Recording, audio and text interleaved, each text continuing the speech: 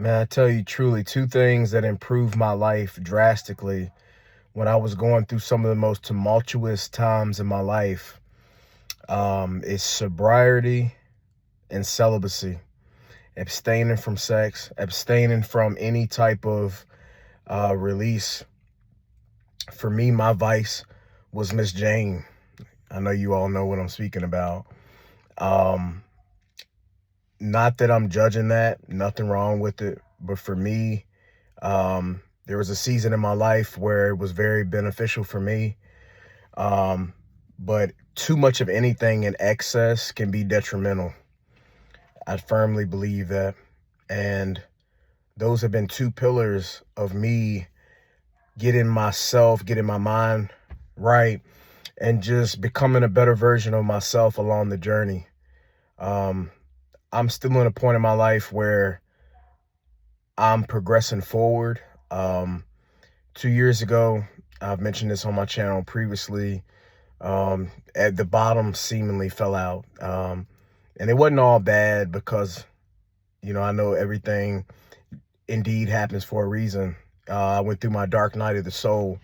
Um, for those that knows what that is, it's a time of great loss, but in the midst thereof, it led to a profound spiritual awakening.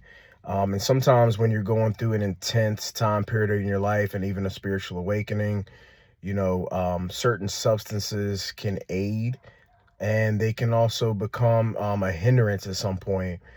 But for me, man, life is so much better being celibate and being clean from any substance.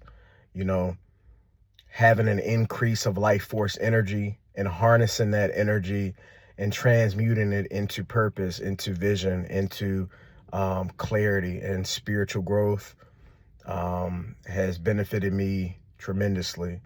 And those are two pillars of my success, because when you're able to execute discipline, that discipline and consistency is everything.